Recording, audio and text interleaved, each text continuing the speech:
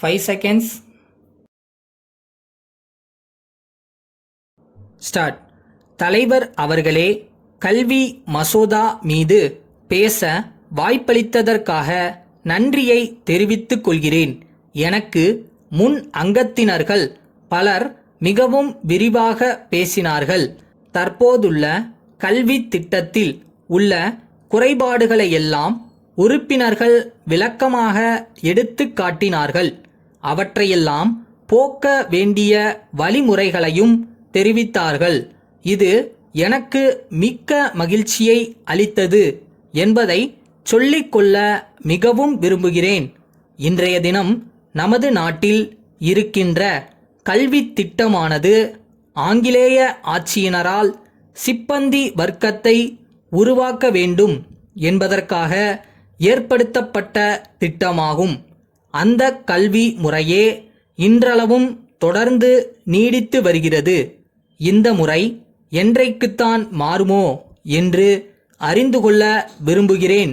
இந்த முறை என்றைக்குத்தான் மாறுமோ என்று அறிந்து கொள்ள விரும்புகிறேன். ஏனெனில் மக்கள் எல்லாம் கல்வி அறிவு பெற வேண்டும். அவர்கள் சிறந்த அறிவாளிகளாக விளங்க வேண்டும்.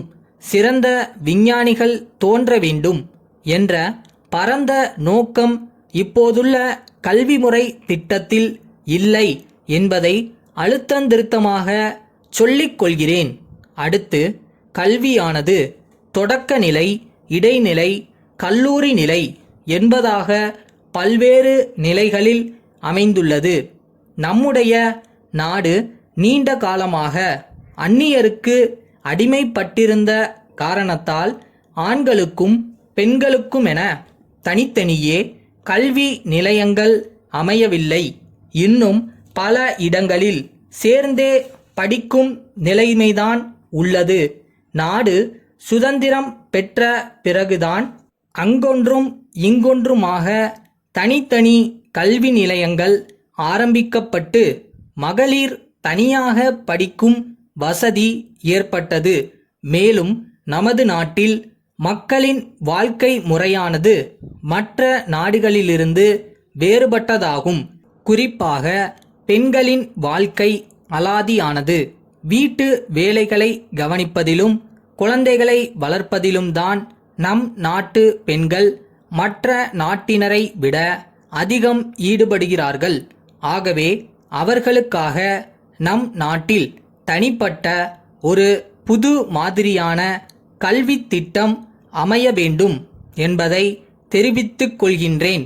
சிப்பந்திகளை உருவாக்கும் கல்வி திட்டத்திற்கும் பெண்களின் வாழ்க்கை முறைக்கும் எவ்வித சம்பந்தமும் இல்லை என்பதை இந்த நேரத்தில் மன்ற உறுப்பினர்களுக்கு எடுத்துக்காட்ட விரும்புகிறேன்.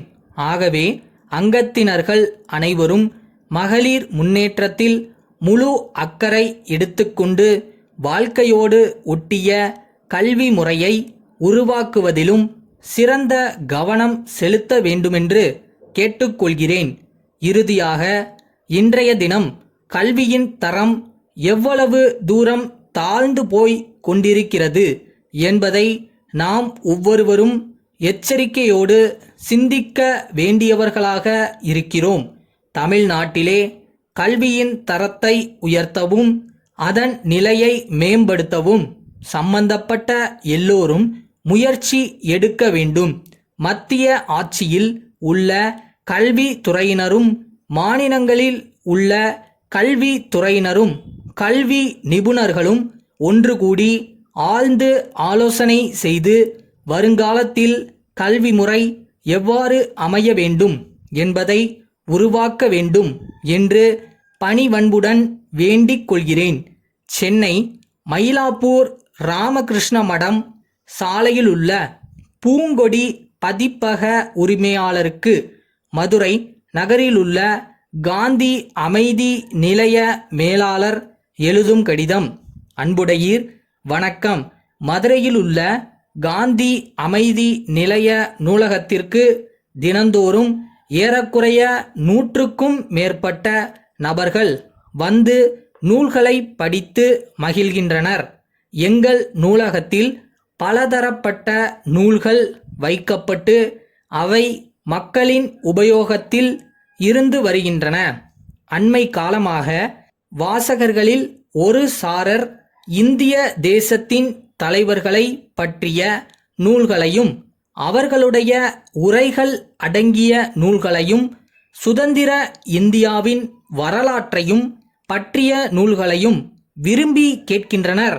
தாங்கள் தங்கள் பதிப்பகத்தின் சார்பில் மொழிப்பற்று, நாட்டுப்பற்று, இனப்பற்று சம்பந்தப்பட்ட தேசிய தலைவர்களின் வரலாறுகள் அடங்கிய நூல்கள் வெளியிடப்பட்டுள்ளதாக அறிகிறேன். தங்கள் பதிப்பகத்தால் வெளியிடப்படும் புத்தகங்களுக்கான விலையில் கழிவுத் தொகையை நீக்கி எங்களுக்கு அடுத்த கடிதத்தில் தெரிவித்தால் அதற்கான காசோலையை தங்களுக்கு அனுப்பி வைக்கிறேன். தங்களின் அனுகூலமான பதிலையும் ஆதரவையும் விரைவில் எதிர்பார்க்கின்றேன். அன்புள்ள